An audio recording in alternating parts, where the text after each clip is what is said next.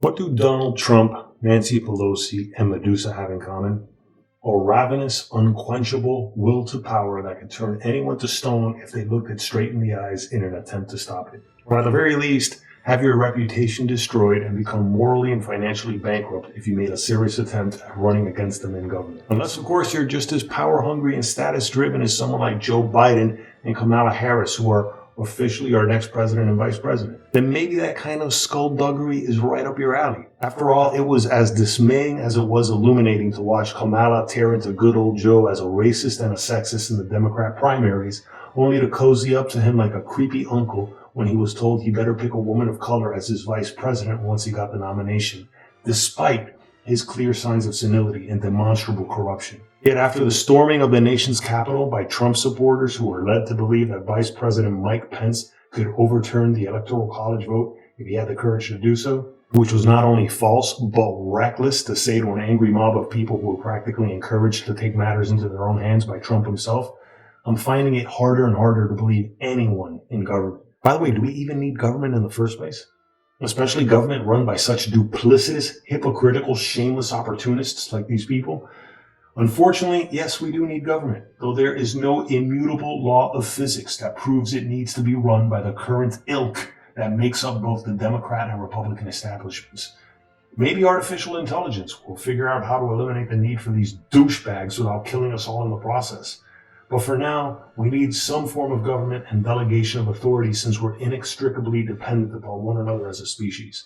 At least government has evolved from the days of worshipping Egyptian pharaohs or having Aztec priests sacrifice children in order to appease the sun god Huitzilopochtli, or however you pronounce that obsolete god's name, until the Spaniards practically exterminated the entire Aztec culture and installed baby Jesus and the supposed Virgin Mary as Mexico's new gods to fear for centuries to come. But here in the United States, in the 21st century, where we can still claim to be the land of the free and the home of the brave, must we continue being governed by so many insufferably narcissistic egomaniacs and sociopaths who claim to be in government for public service when it's so obvious they're just in it for selfish gain? Yet those are the jerks that put in the time and effort to be in the highest levels of government. We're clearly not all created equally, and some people are way more interested in seeking power and social status than others. Because it's not so much that power corrupts and absolute power corrupts absolutely. It's that people who seek power are usually corrupt to begin with, and those that achieve absolute power are the most corrupt of all. And for some people like Donald Trump, and yes, the Nancy Pelosi's and even AOC's of the world too, there can never be enough power, or even luxury for that matter.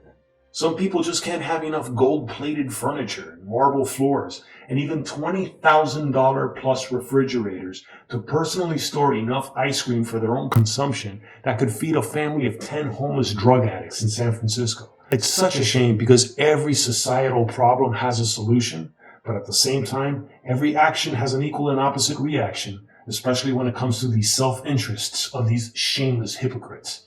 And many of the solutions to our problems we already know the answers to.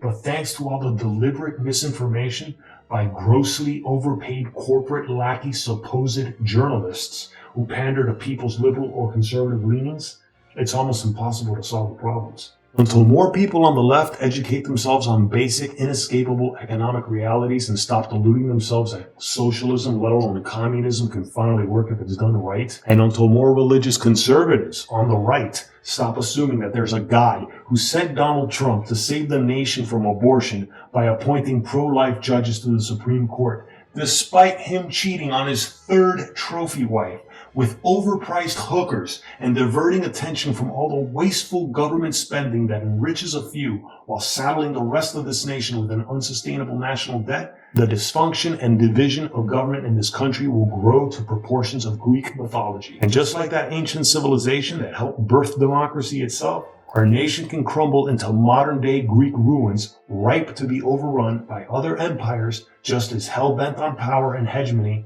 whose leaders don't give a damn about the lessons of history, let alone the value of human decency. Thanks for watching.